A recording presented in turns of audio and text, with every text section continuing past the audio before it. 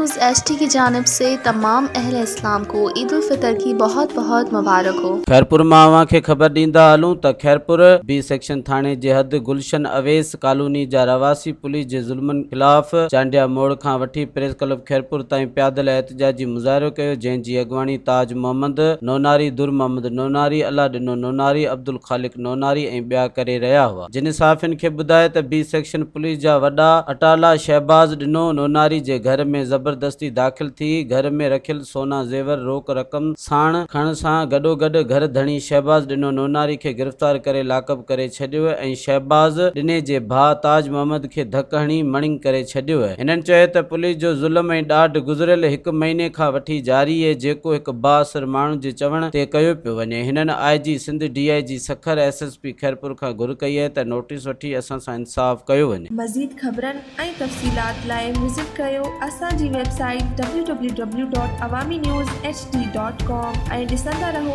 Awami news HD।